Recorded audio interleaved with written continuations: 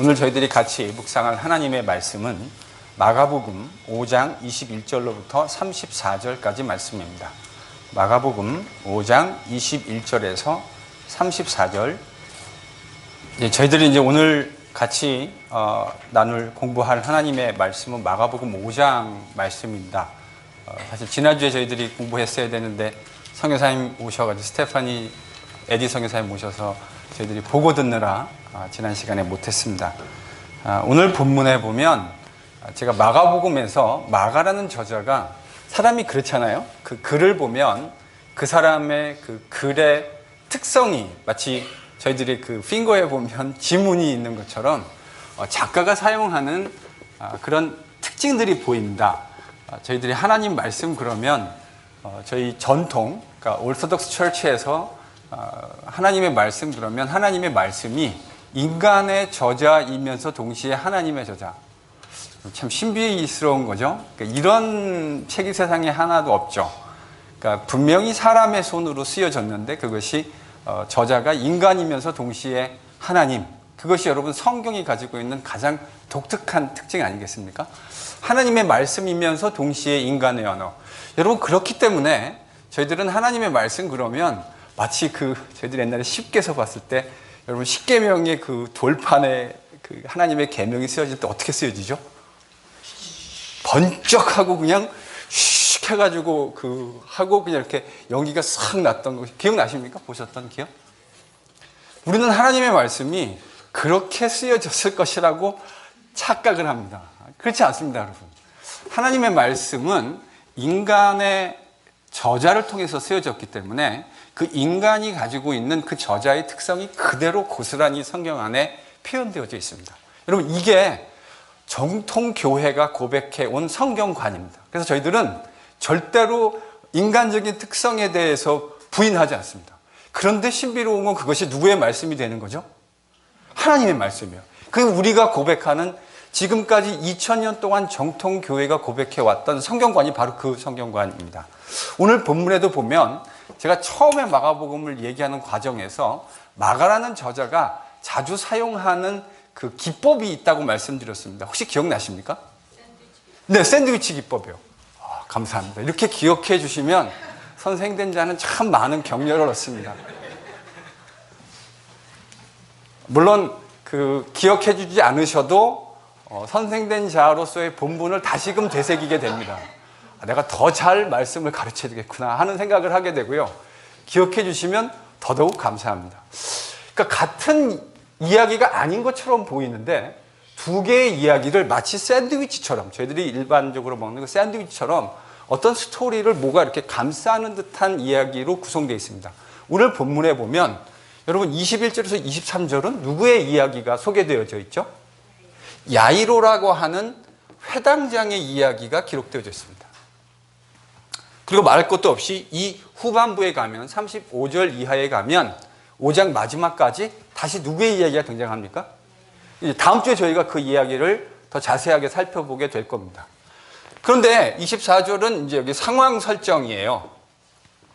네, 애매하면 제가 이렇게 넣습니다. 상황 설정. 그리고 25절에서 34절은 무슨 이야기죠? 혈루증 앓는 여인. 그러니까 혈루증을 앓고 있는 혈루증 여인에 대한 이야기가 기록되어져 있습니다. 이게 이제 오늘 본문 저희들 큰 그림입니다. 자, 그러면 그 뒤에 이제 35절에서 5장 마지막 절까지가 다시 누구의 이야기라고요? 야이로의 이야기다. 이렇게 이제. 그래서 이 야이로의 이야기가 혈루증 여인의 스토리를 감싸고 있는 이런 식의 이제 구조로 마가복음 5장이 구성되어 있다라는 이야기를 여러분에게 좀 말씀드려야 될 것 같습니다. 자, 그러면 이 이야기, 그러니까 야이로의 딸 이야기와 혈루증 여인의 이야기는 서로 관계없는 것처럼 보이잖아요. 그렇죠? 여러분 혈루증 여인의 이야기와 회당장 딸의 이야기가 서로 관련이 밀접하게 있다는 생각이 드십니까? 근데 마가는요, 이 이야기를 관련을 지어놨어요. 그러니까 두 가지 면에서 이 이야기가 관련이 되어 있는데 여러분 뭐가 이 두 스토리를 연결하는 공통점일까요?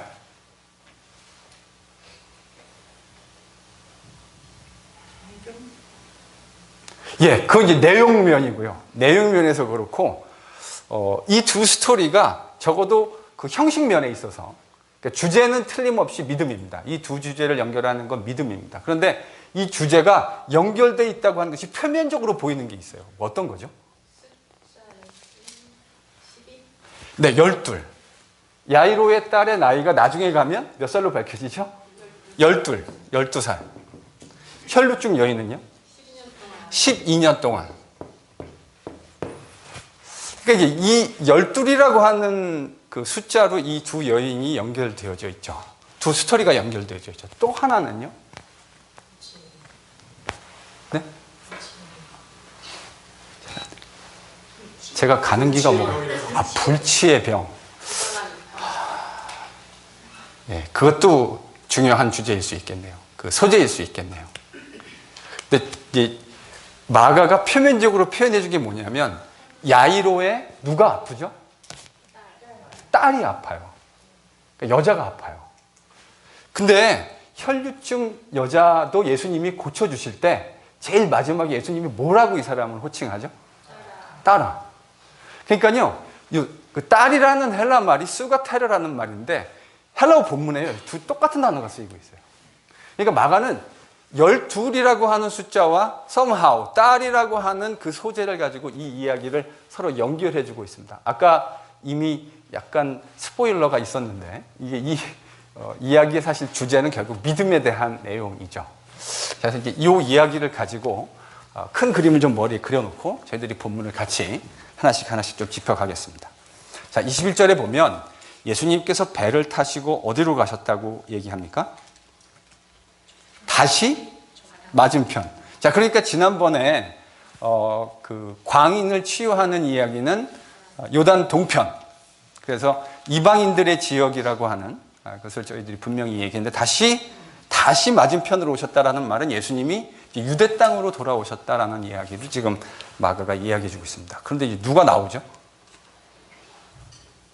야이로라는 사람이 등장하는데 야이로는 직분이 어떤 직분을 가지고 있습니까? 회당장. 근데 여기 보면 회당장 중 한 명이라고 돼 있잖아요. 그러니까 회당에 그 회당장이 한 명이 아니라는 것을 저희들이 알 수 있습니다. 실제로 그랬어요. 회당장이 하는 역할은 회당에서 드려지는 예배가 잘 진행될 수 있도록 전반적인 일들을 관장하는 그런 역할을 담당한 회장의 사실 그 회당의 제일 중요한 고위급 사람이죠. 그 이제 한 사람이 아니라 여러 사람이 있었다는 것을 저희들이 볼 수 있는데 회당장이 지금 누구에게 나왔습니까? 예수님께. 그래서 이 사람이 보면 22절에 보면 예수님을 그냥 나와왔다가 아니라 어떻게 행동을 하고 있죠? 나와와서 발 아래 엎드려 있습니다. 여러분 좀 이상하지 않습니까? 회당장이라고 하는 사람은 그 당시 유대 종교 시스템 안에서 상당히 고위직 사람입니다. 그러니까 예루살렘에서 모든 사람들이 다 예배를 드릴 수 없으니까 지역에 흩어져 있는 갈릴리로부터 예루살렘은 거리가 상당하니까 그런 지역에 있는 곳에는 회당들이 있었습니다. 그래서 그 지역의 회당장이라고 하는 것은 꽤 그 지위와 명망이 있는 사람이라고 하는 것을 의미합니다. 아무나 회당장으로 세우지 않았겠죠. 존경받고 또 나름대로 신앙적인 인품을 가지고 있는 하나님을 잘 섬기는 사람이었을 것이라고 저희들이 일반적으로 추론할 수 있는데, 근데 이 사람이 지금 누구에게 와서 발 앞에 엎드렸다고요? 예수님 앞에. 이 뭔가 something 이상합니다. something strange. 그러니까 그 당시에 해당장들이 이 유대 청년이었던 예수님 앞에 나와서 이런 모습으로 등장하는 것이 전혀 일반적이지 않은 그림이에요, 사실은. 근데 마가는 23절에서 이 사람이 왜 예수님의 발 앞에 있는지 이유를 설명합니다. 왜 그렇습니까? 딸이 아파요. 딸이 죽어가고 있어요.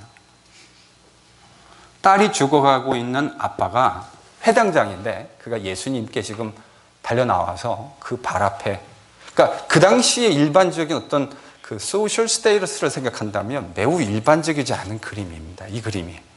예수님이 누군지도 사실은 사람들이 아직 정확하게 인식하지 못하고 있는, 심지어 예수님의 제자들도 예수님이 어떤 분인지 저희들이 마가복음 이제 8장, 9장, 10장 넘어가면 대략적으로 예수님이 어떤 분인지 알고 있기는 하지만 그 예수님의 진정한 아이덴티티에 대해서 정확하지 않은 생각을 가지고 있는 시점이에요. 근데 이 사람이 지금 예수님께 나와서 그의 발 앞에 엎드렸습니다. 이유가 뭐라고요? 딸이 아파요. 딸이 죽어가고 있어요. 오늘 스토리는요, 예수님께 나아오는 사람에 대한 이야기를 지금 담고 있는데 그 공통적인 것이요, 다 깨어짐을 경험한 사람들입니다. 회당장 그러면 상당히 그 명망이 있는 인사였을 텐데 그가 예수님께 왜 나와왔냐면 딸이 아팠어요. 여러분 그러지 않겠습니까? 그러던 중에 딸이 죽어가고 있는데 이 갈릴리 지역에서 예수님이 활동하셨으니까 그 지역에서 활동하셨던 예수님의 소문을 그 신앙 공동체에서 직간접적으로 들을 수 있는 기회들이 있었겠죠. 혹은 예수님이 하셨던 사역을 어쩌면 눈으로 봤을 수도 있겠고요. 정확한 건 이 마가복음이 우리에게 알려주지 않지만 분명한 건 이 사람이 예수님에 대한 이야기를 들었거나 보았다고 하는 거죠. 그래서 자신의 그 깨어짐을 통해서, 자신의 그 딸의 깨어짐을 통해서 주님 앞으로 나오게 되어지는 이야기가 등장합니다. 그래서 저는 이제 이 본문을 묵상하면서 이런 생각이 들어요. 여러분, 누구나 다 깨어짐을 가지지 않습니까? 깨어짐을 경험하게 되잖아요. 인생을 살다 보면 하나님이 우리를, 제가 창세기의 설교로 얘기하면 이런 걸 제가 뭐라고 불렀죠? 습격. 하나님의 습격. 그러니까 우리에게 하나님이 제일 많이 습격하시는 빈번한 소재가 뭐냐면 사실 건강입니다. 또 때로는 내 자녀들의 문제. 사실 우리들이 제일 많이 경험하는. 근데 여러분 이런 생각이 들지 않으세요? 하나님은 왜 습격하실까? 정신 차리라고. 정신 차리라고. 저는 하나님의 습격, 이제 경험적으로 저희들의 신앙이 늘 말씀 중심적이어야 하는 건 틀림없지만 또 살다 보면 우리의 그 삶 자체가 매우 중요한 의미를 가지잖아요. 왜냐하면 이게 추상적인 이야기가 아니라 매우 구체적인 신자의 삶 속에서 진행되어지는 이야기이기 때문에. 그래서 말씀과 인생이 연결되는 일이 참 중요한 일인데, 그래서 제가 설교하는 스타일도 늘 말씀을 얘기하고 마지막에 저희의 인생에 대한 이야기로 들어오잖아요. 그러니까 사실 하나님이 습격하시는 가장 중요한 이유, 저는 이렇게 생각합니다. 저희들이 그 상실을 하기 전에, 습격 당하기 전에는 자기 자신을 잘 몰라요. 잘 못 봐요. 그렇지 않습니까? 많이 가지고 있고 모든 것들을 가지고 있다고 생각하는 사람치고 자기 자신을 정확하게 하나님의 시각으로, 복음적인 시각으로 보는 사람들이 거의 없습니다. 그래서 하나님이 우리 인생에 수많은 습격들, 상실들, 깨어짐을 경험함으로써 뭘 보게 하시는 거죠? 우리 자신을 보게 만드시는 거예요. 내가 누구인지, 내가 어떤 머티리얼로 만들어졌는지를 하나님이 하나님의 시각으로, 하늘의 시각으로 여과 없이 볼 수 있도록 만들어 주시는 겁니다.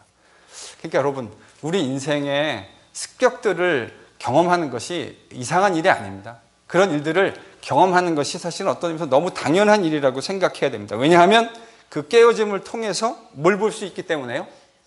네, 우리가 누구인지를 볼 수 있기 때문에 그렇습니다. 그래서 저는 그게 진짜 복이라고 생각해요. 내가 어떤 인간인지를 하나님의 관점에서 그대로 여과 없이 볼 수 있게 되어지는 거예요. 여러분, 교회도 가면 자기가 꽤 괜찮다고 생각하는 분들이 되게 많아요. 제가요, 제자훈련, 제가 저희 교회 목회의 중요한 모토 중에 하나가 뭘 만드는 목회를 하겠다고 그랬습니까? 제자를 만드는 목회. 예수님의 제자를 만드는 목회. 교회에 1000명 있고 10,000명 있으면 뭐합니까? 그 안에 예수의 신실한 제자들이 없다고 한다면 저는 그건 예수님이 원하시는 교회 공동체의 모습이 아니라고 생각합니다. 그러니까 많은 것이 꼭 잘못됐다라는 말을 말하려는 것은 아니지만 정말 그 안에 예수님과 동행하는 신실한 제자들, 자기 자신의 모습을 하나님의 관점으로 바라보는 사람들이 정말 얼마나 많이 있느냐. 이런 교회를 만들어내는 것이 매우 중요한 것이라고 생각합니다. 그래서 이제 제자 훈련하는데 제가 제자 훈련을 청년들과 주로 많이 했습니다. 나중에는 2000년대 중반쯤에는 이제 작년 집사님들하고도 많이 했는데 제가 제자훈련을 하면서 깨달은 게 하나 있어요. 한 10년 제자훈련을 했거든요. 제자훈련 하면서 여러분 제자훈련 해보셨죠? 제가 알기로 김원희 목사님하고도 제자훈련 열심히 하신 것으로 알고 있는데 그렇지 않습니까? 주장님 제자훈련을 심지어 막 가르치셨다는 얘기도 제가 들었는데 그렇지 않습니까? 저는 제자훈련 하면서 제 이야기인지 아니면 다른 사람의 공통적인 이야기 제가 한번 듣고 싶어요. 저는 제자훈련 하면서 가장 많이 변하는 사람들을 눈으로 목격하게 되잖아요. 저는 제자훈련 하면서 제일 큰 복 중에 하나가 변하는 성도들을 제 눈으로 확인할 수 있는 것 정말 큰 복이라고 생각하거든요. 경험하셨죠? 어떤 사람이 가장 잘 변하던가요? 저는 혹시 그런 생각 해보셨습니까? 어떤 사람이 가장 잘 변하더라? 습격을 받은 사람.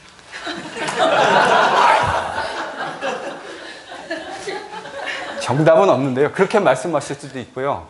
그러니까 습격을 통해서 자기 자신을 제대로 보기 시작하는 사람. 제가 제자훈련하면서 깨달은 건 그거예요. 사람이 변해가는데요. 누가 변하냐면요. 나는 아무 문제 없어 생각하는 사람들은 절대로 안 변합니다.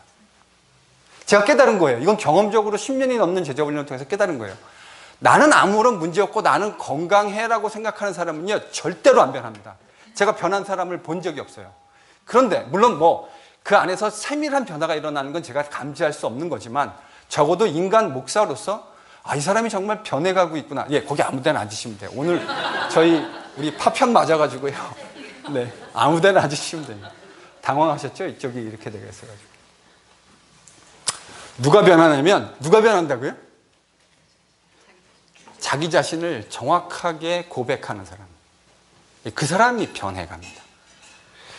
성경 공부하는 이유는 저는 딱 하나예요. 성경을 통해서 누구를 보게 만드는 거죠? 우리가 어떤 인간인지를 보게 만드는 것. 저는 그게 제가 하는 성경 공부의 가장 중요한 모토이고 핵심입니다. 오늘도 보면 이 회당장이 왜 예수님께 나와서 무릎까지 꿇게 되었냐면 하나님의 습격을 받았어요. 딸이 아파요. 근데 조금 아픈 게 아니라 죽어가도록 아파요. 그러니까 자기가 가지고 있는 사회적인 신분 다 집어던지고 누군지는 정확하게 잘 모르지만 아직. 근데 저분이라면 내 딸을 살려줄 수 있을 것이라고 하는 뭘 가지고요? 믿음을 가지고 이 사람이 예수님에게로 나와왔습니다. 자, 그런데 이제 마가는 이렇게 얘기해놓고 이 사람의 이야기를 잠시 퍼즐을 해놓고 이제 누구의 이야기로 넘어가냐면 혈루증 여인 얘기로 넘어갑니다. 자, 근데 이제 예수님이 함께 그 길을 가고 계시는데 큰 무리가 따라가며 애워쌌다고 이야기합니다. 그런데 어떤 사람이 이제 25절에 등장합니까? 12해를 혈루증으로 앓고 있었던 여인이 등장합니다. 여자가 무슨 병을 가지고 있었다고요? 혈루증이 무슨 병이죠? 그러니까 여자들이 가지고 있는 그 부인병 중에 하나입니다. 그러니까 한 달에 한 번씩 맨스를 하잖아요, 여성들이요. 근데 이 여자는 그런 질병이 아니라 지속적으로, 그러니까 한 달에 한 번씩 돌아오는 월경이 아니라 지속적으로 계속해서 몸에서 뭐가 흘러나오는 거죠? 피가 흘러나오는. 사실은 여러분 이거 되게 심각한 병이죠. 왜 심각한 병일까요? 여러분 계속 이 여자가 어느 정도 피가 나왔는지를 정확하게 알 수는 없지만 계속해서 사람 몸에서 피가 유출된다고 하는 것은 건강상의 심각한 문제를 일으킬 수밖에 없는 거 상식적인 이야기 아닙니까? 제 얘기가 아니라 26절에 이 여자의 형편에 대해서 설명하고 있잖아요.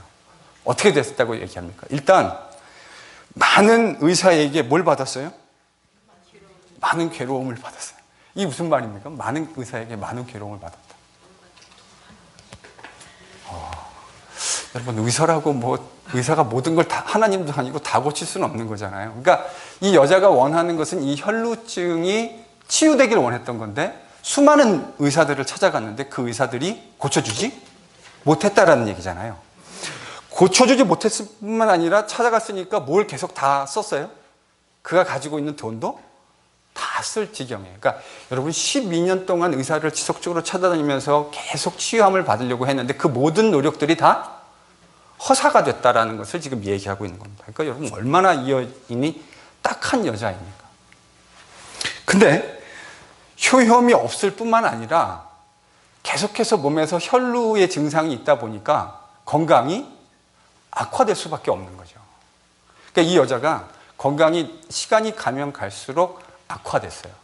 그래서 이 여자도 지금 누구밖에 대안이 없다고 생각한 겁니까? 예수님밖에 대안이 없다. 이렇게 이 여자도 판단한 겁니다. 그러니까 사실 야이로와 이 여자는 전혀 관계가 없는 사람인 것처럼 보이는데 사실 마가의 이야기를 잘 듣고 들어가 보면 이 두 사람에게는 공통점이 있어요. 다 뭘 받았습니까? 습격을 받았습니다.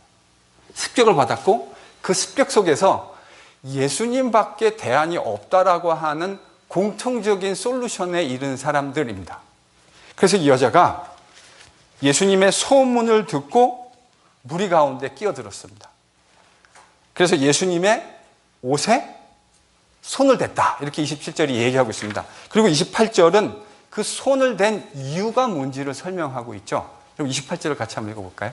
이 여자가 왜 예수님의 옷에 손을 댔습니까? 내가 저분의 옷에 손만 대어도 구원함을 얻을 수 있을 것이다. 이렇게 이제 이 여자가 생각한 겁니다. 근데 정말 그 여자가 생각했던 대로 예수님의 몸에 손을 댔잖아요. 근데 손을 대자 어떤 일이 벌어졌냐면 그 혈루의 근원이 다 말라버리는. 그러니까 초자연적인 그 기적이 일어났고 그것이 자신의 몸에 일어났다고 하는 것을 이 여자가 즉각적으로 알아차렸습니다. 그렇겠죠. 자신의 몸에 뭐 남자들은 잘 모르실 텐데 그렇죠? 마치 저는 아는 것처럼 지금 얘기하고 있는데 저도 잘 모르죠. 잘 모르는데 여성분들은 이거 쉽게 공감하실 수 있죠. 그렇죠? 쉽게 공감하실 수 있을 겁니다. 그 혈루의 근원이 말랐어요. 자, 그래서 30절에 예수님의 이제 반응인데 예수께서 능력이 자기에게서 나간 줄을 곧 스스로 아셨다. 그리고 무리 가운데 돌이켜 말씀하시되 누가 내 옷에 손을 대었느냐 이렇게 예수님이 물었습니다. 이 말을 들으면 저희들이 잘못 생각하면 이 치유가 상당히 주술적인 것으로 이해될 가능성이 있습니다. 그래서 저도 어렸을 때 목사님들이 보면 누가 아프다 그러면 꼭 어떻게 하시죠? 네. 안수를 하시는. 그러니까 제가 안수가 나쁘다라는 말을 드리려고 하는 것이 아니라 마치 그 안수 자체의 어떤 특별한, 그럼 여러분 만약에 안수를 하지 않고 기도하면 어떻게 되는 겁니까? 네? 그러니까 이 접촉이라고 하는 것이 이 본문이 말하려는 것의 그 치유의 핵심이 아니에요. 그러니까 접촉을 말하는 이유는 딴 데 있어요, 사실은요. 여러분, 왜 접촉을 얘기했을까요? 예, 부정의 이슈예요. 그러니까 이거를 그래서 이제 제 기억에 어떤 목사님이 그래서 이제 마치 어떤 주술적인 능력인 것처럼 이제 그거를 이야기하는 걸 제가 들은 적이 있는데 그거는 본문을 완전히 제가 볼 때는 오독한 겁니다. 이 본문이 말하려고 하는 접촉의 포인트는 주술에 있는 것이 아니고 정결규례에 있어요. 여러분, 유대인이 사람이 부정해지는 것 중에 가장 대표적인 게 뭐였었죠? 제일 부정이 심한 게 뭔지 아십니까? 그러니까 죽음입니다. 죽음. 시체 그리고 피 그리고요 나병 뭐 이런 거죠. 이게 다 부정한 것이라고 유대인은 생각했어요. 그러니까 이 여자가 단순히 그 육신적인 질병으로만 고생한 것이 아니고 이 여자가 가지고 있는 상황이, 여러분 이 질병을 가지고 있는 사람은 공동체의 사람들하고 같이 생활할 수 있었을까요? 부정하기 때문에요. 그 유대인의 정결규례상 이 사람은 공동체 안에서 많은 사람들과 함께 생활할 수 없었을 겁니다.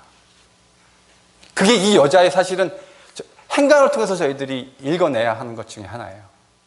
그러니까 참 처참하죠. 질병으로 앓고 있는 것도, 그래서 몸이 쇠약해지는 것도 참 큰 문제였지만, 그래서 자기가 가지고 있는 모든 것들을 다 허비하게 된 것도 큰 문제지만, 같이 그럴수록 주변의 사람들하고 같이 있으면 그래도 좀 낫잖아요. 근데 이 사람 이제 그런 것조차도 경험할 수 없는 그런 정말 딱한 처지의 여자였습니다. 그런데 그 여자가 지금 예수님을 뭐 했다고요? 만졌다고요. 이 여자가 예수님을 만졌고 예수님도 이 여자를 터치했습니다. 이거는요, 주술적인 이야기를 하려는 게 아니에요. 이 이야기의 초점은 유대 시스템 안에서 예수님을 만질 수 없는 부정한 여자가 지금 예수님을 터치했다고 하는 것이 지금 이 이야기의 사실은 핵심입니다. 여러분, 예수님이 주술적으로 이 사람을 고치지 않았다고 하는 것, 저희들이 뭘 통해서 알 수 있습니까? 본문을 잘 보세요. 본문에 보면 이 일이 주술적인데 핵심이 있지 않다고 하는 걸 본문 자체가 명확하게 보여주고 있습니다. 어디에 있습니까? 그 얘기가. 30? 제일 마지막 절이요. 34절에 보면 예수님이 이 일이 주술적인 치유가 아니라 뭐에 근거한 것이라는 것을 밝히 보이세요? 믿음에 근거한 것이다라고 하는 것을 밝히 보이고 있습니다. 그러니까 이 5장에 흐르고 있는 주제 중에 하나가 이제 믿음. 아까 이제 권사님 말씀하셨는데, 야이로의 믿음, 이 혈루증 여인의 믿음. 자, 그래서 34절이, 그리고 실제로 예수님의 치유를 여러분이 가만히 생각해 보시면 예수님이 꼭 접촉하지 않으시고도 얼마든지 많이 치유하셨죠. 물론 접촉한 경우도 틀림없이 있습니다. 그런데 이 본문에서 접촉을 얘기하는 이유는 다른 데 있다는 거 아까 말씀드렸습니다. 좀 이따 가서 그 얘기는 좀 더 하죠. 자, 예수님이 그래서 이제 자기에게서 능력이 나갔다는 사실을 깨달으시고 제자들에게 돌이켜서 이렇게 말씀하셨잖아요. 누가 내 옷에 손댔냐? 그랬더니 31절에 제자들이 뭐라고 대답합니까? 31절에서요? 아니, 무리가 애워싸워서 이 미는 것을 보시면서 누가 내게 손대었냐고 물으십니까? 여러분, 이게 지금 무슨 어떤 상황입니까? 이 상황이 지금? 제자들이 지금 예수님께 이 이야기를 할 때 여러분, 해석이라고 하는 것은 저는 인토네이션의 복원이라고 생각하거든요. 그 인토네이션 한번 살려보세요. 어떻게 말했을까요, 제자들이? 뭘 그런 걸 그래요. 되게 시큰둥한, 지금 되게 시크하게 얘기하는 거죠, 예수님. 아니, 이 상황을 지금 보시면서 이렇게 많은 사람들이 애워싸가지고 예수님 몸에 손대려고 하고 애워싸고 있는데, 아니, 도대체 이 많은 사람 중에 누가 예수님 몸에 손댔다고 하는 거, 그걸 지금 말이라고 물어보시는 겁니까? 이런 투 아닙니까, 지금 분위기가? 예수님께서 그 이야기를 들으시고 이 일을 행한 여자를 보려고 둘러보셨습니다. 근데 그 행한 일을, 여자를 둘러보시려고 했는데 33절에 보면 여자가 이제 뭘 깨달은 거예요? 야, 일 났다 이제. 왜요? 이 여자는 이런 마음 아니었을까요? 예수님을 만질 때 그냥 조용히 만져가지고 낫고 일이 해결되기를 기다리지 않았을까요? 언노리스되게. 왜요? 왜 언노리스되게 여자가 기대했을까요? 예, 바로 그 이슈입니다. 이 여자는 지금 자기가 공동체 안에 들어와서 부정한 여인으로서 유대인이었을 텐데, 틀림없이 유대 땅에 살고 있는 예수님 몸에 부정결에 해당하는 여인으로 그의 몸에 손을 댔다고 하는 것이 가지는 율법 안에서의 심각한 문제를 들키기 원하지 않았겠죠, 당연히. 근데 더 이상 이거 더 이상 시크릿으로 갈 수 없구나라고 이제 상황 판단이 된 겁니다. 그래서 그 모든 이루어진 일을 알고 뭐 했대요? 두려워했대요. 바로 그 이유입니다. 두려움의 이유가 뭐 때문이라고요? 유대인의 정결규례 때문에. 의식적으로 부정한 여인이 부정한 상태에서 유대 남자의 몸에 손을 댄 거예요. 사실은 이 당시의 문화에서는 이렇게 생각하는 것이 도무지 가능한 일이 아닙니다. 그럼 기억나십니까? 기억나시는 분도 계실 텐데, 예전에 이 보수적인 교회에서는요, 저도 어렸을 때 봤던 기억이 있거든요. 가운데 하얀 커튼이 있었습니다. 이렇게.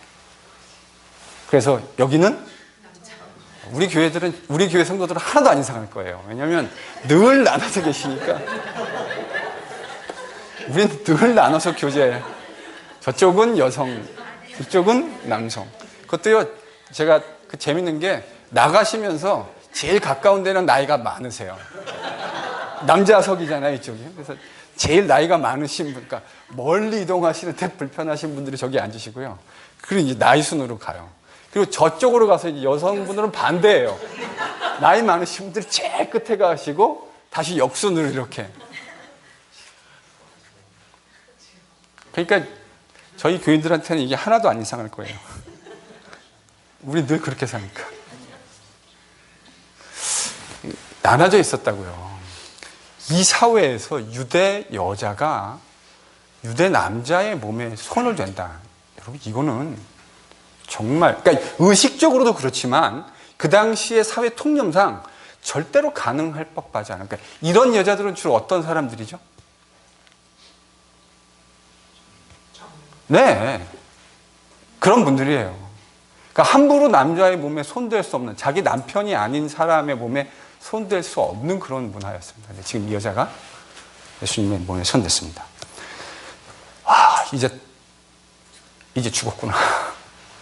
이제 죽었구나. 이제 이렇게 생각했겠죠. 그래서 이제 여자가 두려워서 떨었습니다.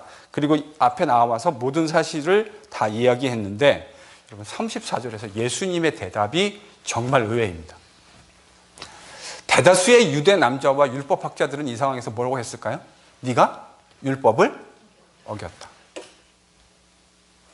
그래서 그 율법을 어긴 것에 해당하는 심판을, 징벌을 받아야 되는 거잖아요. 근데 지금 예수님이 뭐라 그러냐면 두려워 떨고 있는 그 여자한테 예수님이 뭐라고 부르신다고요? 딸아. 아까 제가 야이로의 딸 이야기가, 그 딸이라는 말이 수가텔 이렇게 말씀드렸잖아요. 헬란말로 수가텔인데 여기서도 예수님이 딸아. 저는 이 스토리를 읽으면서 마가가 왜 이 스토리를 두 개를 엮어놨을까 생각을 합니다. 그 이유가, 여러분, 이 사회가 지금 상당히 가부장적인 사회잖아요. 그렇죠? 예수님이 활동하시던 시대는 남자들에 의해서 다스림을 받고 남자들이 모든 일들을 행하는 그런 사회였어요. 그러니까 여자들은, 여러분, 주류 사회에 들어올 수 없는 사람들이었어요. 그게 일반적인 유대인들의 인식이라고요. 그런데 저는 마가가 예수님을 통해, 제가 마가복음을 지금 어떤 주제로 읽고 있습니까? 그 제일 큰 주제, 마가복음을 관통하는, 제가 읽고 있는 마가복음의 제일 큰 띠임이 뭐죠? 하나님 나라예요. 여러분, 이걸 대답 못 하시면 안 되는데. 제가 하나님 나라라는 주제로 마가복음을 읽고 있다고요. 이 하나님 나라 안에서 어떤 일들이 벌어지고 있는가? 여러분, 유대인들의 세계관 속에서 하나님 나라에서 주도적인 역할을 하고 그 혜택을 받는 사람들은 물론 여자들을 배제하지는 않았겠지만 그들의 의식 속에 누가 틀림없이 주인공이었습니까? 말할 것도 없이 남자들이었습니다. 근데 지금 마가는 예수님을 통해서 이 땅에 임한 하나님 나라의, 하나님의 그 통치의 혜택을 누가 경험하고 있다고 이야기합니까? 여자들이요. 아, 여러분, 이게 공감이 안 되시는 거예요. 저희는 그래도 교회에 성비가 상당히 비슷한, 저희 교회는 성도들이 남성, 여성이 거의 오피스타잖아요. 사실은 이런 교회가 잘 없죠. 제가 지금까지 있었던 교회들도 보면요, 남성과 여성의 성비가 좀 건강하면 6대4, 7대3, 심각한 교회는 가면요 거의 8대2 정도.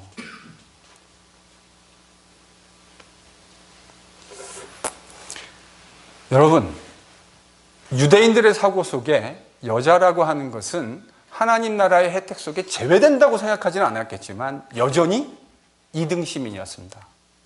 근데 예수님이 지금 예수님을 통해 이 땅에 임한 하나님 나라의 복음의 수혜자, 베네피셔리가 지금 누구라고 얘기하고 있는 거예요?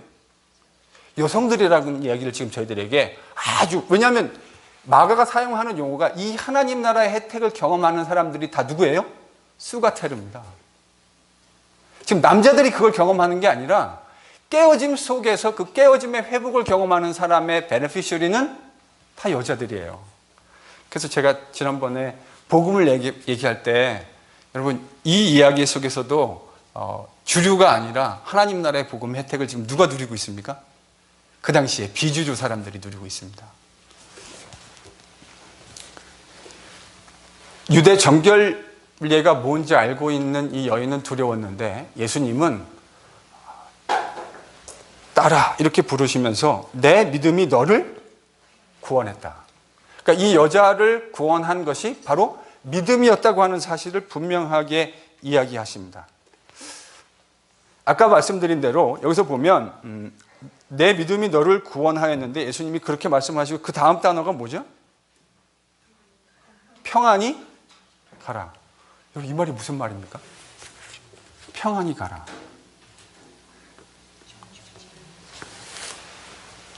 예, 평안히 가란 말이 지금 이 여자가 정결규례 때문에 되게 그 조바심을 가지고 나 이제 큰일 났다 생각하는 것에 대해서 예수님이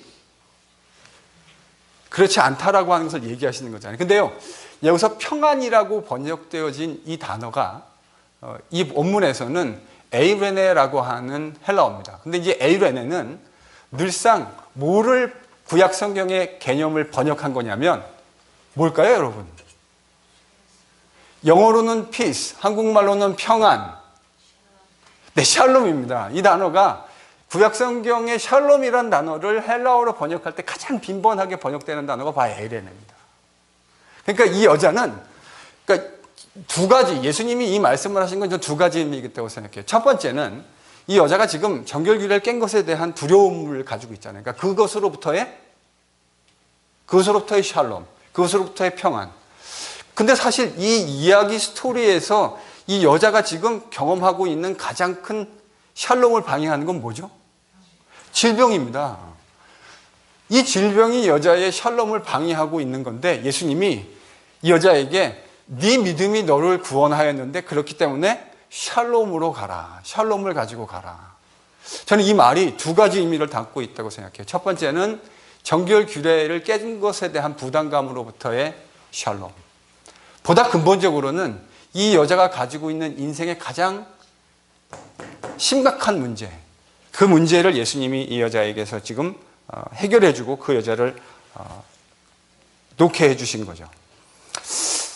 저는 오늘 이 스토리를 묵상하면서 두 가지를 생각하게 됩니다. 첫 번째는 하나님 나라의 복음이, 그러니까 마가는 지금 예수님이 다시 유대 땅에 돌아오셔서 행하신 두 개의 스토리를 지금 얘기해 주고 있는데 그 두 개의 스토리가 공통적으로 여자와 관련되어진 이야기, 딸이라고 하는 주제를 가지고 특별히 12이라고 하는 숫자로 통해서 이제 설명이 되어지고 있는데 하나님 나라의 복음이라고 하는 것이 비주류의 사람에게 임했다고 하는 사실을 마가가 이야기해 주려고 하는 것이 중요한 하나의 포인트라는 생각을 하게 되어집니다. 또 하나는 지금 이 하나님 나라의 능력, 예수님을 통해 이 땅에 오신 하나님 나라의 능력을 경험하는 사람들은 공통적으로 어떤 사람들이죠? 깨어짐을 경험한 사람들입니다. 자기의 깨어짐을 경험한 사람들이에요. 12해 동안이나 온갖 고통으로, 육신의 질병의 고통으로 고통을 겪고 오고 그가 했던 모든 노력들이 아무런 의미가 없는 상황 속에서 만나게 된 예수 그리스도. 야이로는 상당히 높은 사회적인 명망도 있었고 신분을 가지고 있었지만 그의 인생에 딸, 얼마나 사랑했을까요? 아빠에게서 딸을 안 가져보신 분들은 잘 모르시겠죠. 아빠에게 딸이 얼마나 소중한 사람이지. 근데 그 딸이 지금 아파서 죽어가고 있는데 아무것도 해줄 수 있는 것이 없는 그 무기력한 상황 속에서 그리스도라고 하는 분을 이야기를 듣게 되잖아요. 저는 오늘날에도 수많은 깨어짐이 우리의 삶 속에 존재한다고 생각합니다. 각양 다양한 소재들은 다 다르실 거예요. 깨어짐의 소재들이. 근데 하나님이 우리의 삶 속에도 또 우리가 겪어가는 우리 주변에 있는 사람의 삶 속에서도 뭐를 경험하게 되어지죠? 깨어짐을 경험합니다. 여러분, 그 깨어짐을 경험할 때 우리가 생각해야 할 가장 중요한 초점이 뭐라고 그랬습니까, 제가? 누구를 보시라고요? 자기 자신을 보시라고요.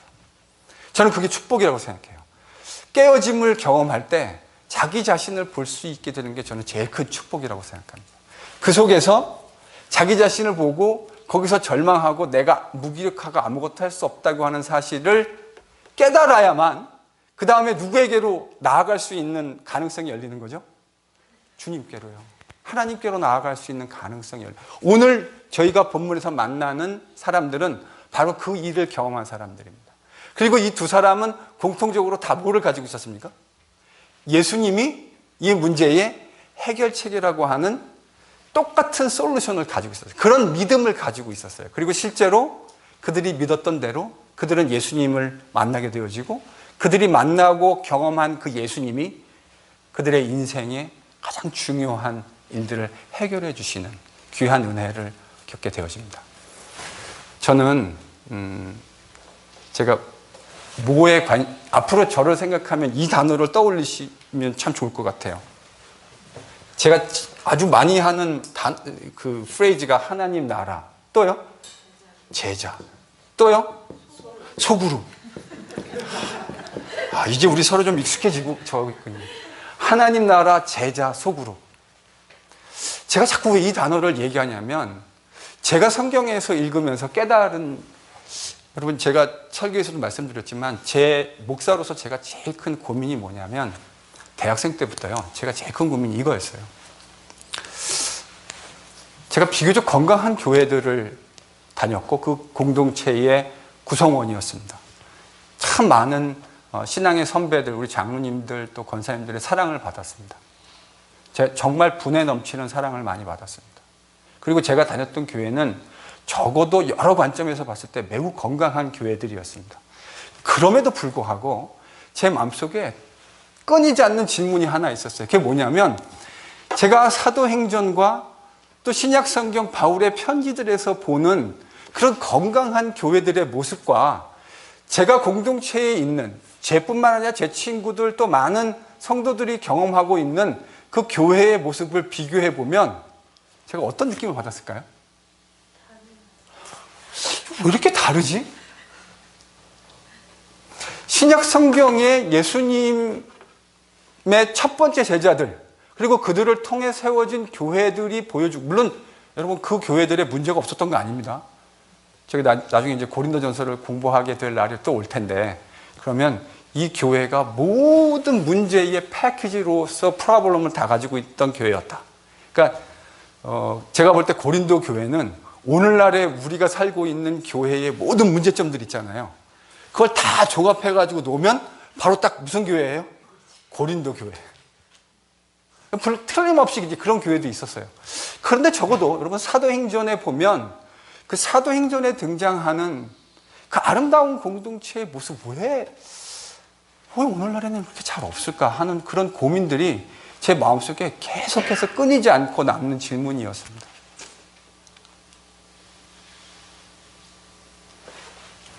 그리고 제가 그렇게 계속 신학생활하고 교육 전도사하고 또 신학교 다니고 목사 안수 받고 또 교회 안에서 섬기면서 제가 깨달은 게 하나 있어요. 그게 뭐냐면 왜 이런 일들이 우리들의 삶 속에서는 잘 일어나고 있지 않을까? 그러니까 없다고 말하면 그건 안 되죠. 분명히 또 그렇게 하는 교회들도 있을 테니까.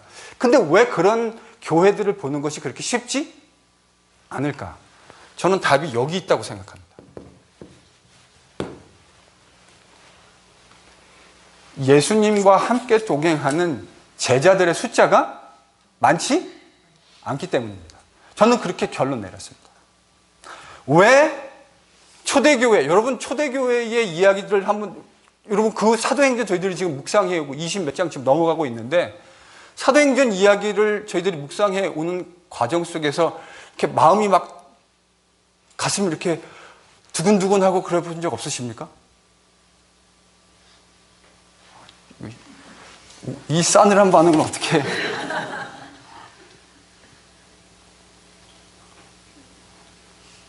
저는 정말 설레요.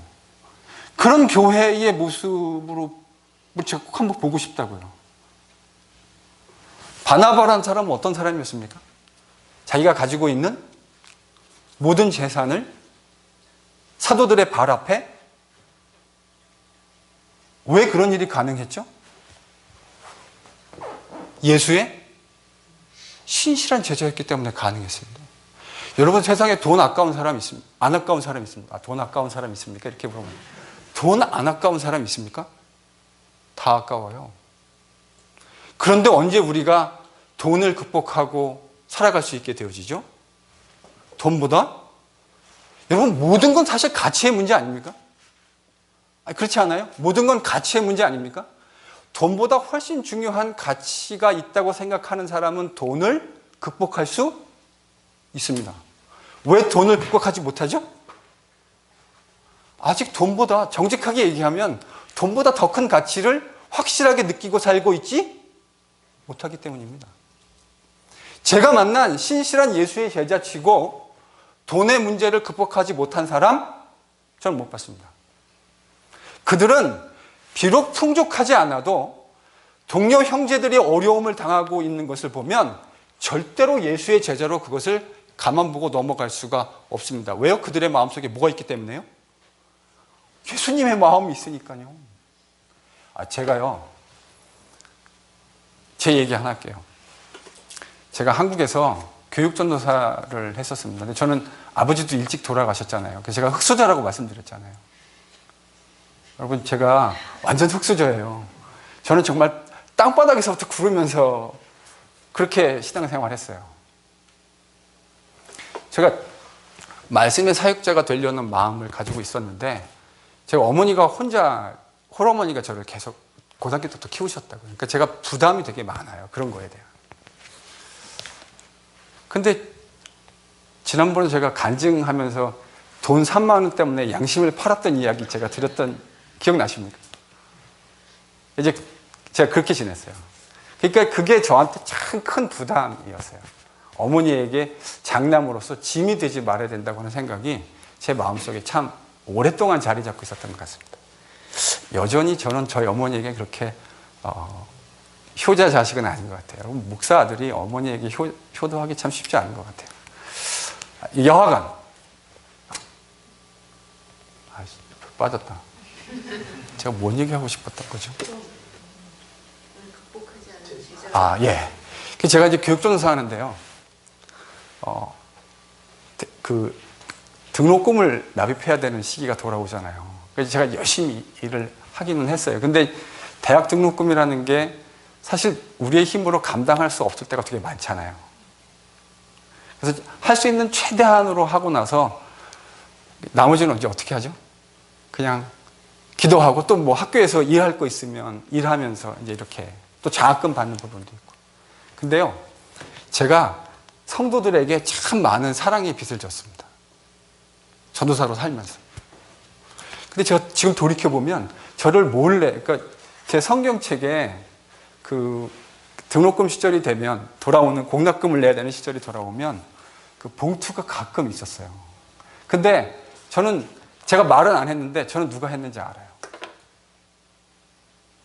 근데 그걸 하셨던 분들을 보면 넉넉하셨던 분들도 물론 없지 않으셨지만요. 저를 도와주셨던 분들 보면 훨씬 힘들게 사는 분들이 더 많았던 것이 제 경험입니다. 그래서 제가 깨달았어요. 이런 일을 할 수 있는 건 돈이 많고 여유가 있는 사람이 하는 것이 아니라 예수의 마음을 가지고 있는 예수의 제자가 할 수 있겠구나. 이렇게 제가 그때 깨달았어요. 제가 이 말씀을 드리는 이유는 여러분, 왜 하나님 나라의 사역, 초대교회가 보여주는 사도행전의 그런 아름다운 일들이 잘 안 일어나고 있냐면 저는 원인은 되게 간단하다고 생각해요. 제자가 교회 다니는 사람들은 많은데, 처치 고어들은 많은데 그 안에 진짜 예수의 제자들은 많지 않은 거예요. 물론 고린도에서 바울이 얘기하는 것처럼 예수를 믿지만 여전히 그리스도 안에 어린 아이들이 많이 있을 수 있어요. 그거는요, 교회로 얼마나 많이 다녔느냐하고 저는 꼭 직간접적으로 연결되고 생각하진 않아요. 교회를 다니면서 예수님을 정말 하나님의 아들로 믿고 하나님을 자신의 보좌에 둔 사람, 그 사람들 뭐라고 부른다고요? 제자. 예수의 제자들은 분명히 하나님 나라에 부합하는 삶의 모습을 보여주게 되어지겠습니다. 그래서 저는 뭘 만들고 싶다고요? 하나님 나라가 이 땅에 와서 교회가 만들어졌고 하나님 나라의 그 통치를 경험하는 모습을 잘 만들려면 뭘 만들어야 돼요? 제자. 첫째도 제자, 둘째도 제자, 셋째도 제자. 그 제자를 만드는 방법론으로 뭘 하고 싶다는 겁니까? 속으로. 그러니까 여러분, 이거는 목표예요. 이거는 목표고 이것은 목표를 이루는 수단이에요. 그래서요, 속으로 많이 제자를 만들어내는 거라고 저는 생각하지 않습니다. 그러나 그것을 만들 수 있는 좋은 플레이그라운드, 훈련장이 어디라고요? 소그룹. 그러니까 목사님 꼭 소그룹만 해야 되는 겁니까? 아닙니다. 꼭 소그룹만 해야 되는 거 아닙니다. 그런데 소그룹을 잘하면 예수의 좋은 제자들을 많이 만들어낼 수 있습니다. 전 이렇게 만들어가고 싶어요. 그래서 이 소그룹 안에 누굴 데리고 싶냐면 깨어진 우리도 그 안에 들어가고요. 저 바깥에서 여전히 깨어져서 답이 뭔지를 모르고 있는 사람들이 여러분 세상에 얼마나 많이 있습니까? 그러면 정말 행복하지 않을까요? 예수님을 통해서 우리의 모습들이 조금씩 회복되어지고 우리 주변에 있는 사람들이 그 예수님을 통해서 회복되어지는 것을 같이 경험하는 그런 교회. 저는 오늘 본문을 보면서 그런 교회를 꿈꿔봅니다. 여러분, 이게 예수님이 하나님의 나라를 이 땅 가운데 가져오신 이유입니다. 깨어진 인생들, 그래서 깨어져서 예수님 앞에 달려나와서 무릎 꿇을 수밖에 없는 인생, 온갖 모든 것들을 다 해봤지만 해결할 수 없는 그 깨어짐 속에서 예수 아니면 안 된다고 하는 사실을 깨닫게 되어지는 사람들, 그래서 뭐가 만들어집니까? 예수의 제자들이 만들어집니다. 그 예수의 제자들을 통해 또 다른 제자들이 만들어집니다. 여러분, 그런 사람들이 모인 곳이 뭐죠? 교회입니다. 저는 여러분하고 그런 교회를 같이 만들어 가고 싶습니다. 제가요, 지금은 이제 우리 동산지기 그 7분이 아주 신실하게 훈련을 받고 있습니다. 설교 시간에도 말씀드렸지만 이거를 교회 성장을 위한 얄팍한 꼼수 정도로, 성장학을 위한 하나의 수단 정도로 생각하려는 마음 추호도 없습니다. 전 뭘 보고 싶다고요? 정말 교회다운 성도의 교제와 삶이 무엇인지, 그 공동체의 온전한 회복의 모습이 무엇인지, 성도가 누리는 그 영광이 무엇인지를 여러분하고 같이 경험해 보고 싶어요. 전 그게 진짜 제가 속으로 하는 가장 중요한 핵심적인 이유입니다. 앞으로 그 일들을 제가 지금 생각이 4월 말까지 우리 동산지기 훈련을 종료할 생각을 하고 있습니다.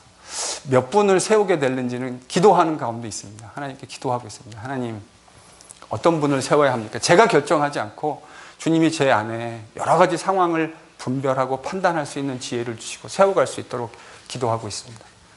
그 일이 끝나고 나면 저는 또 뭐 할 거냐면 제자훈련 할 겁니다.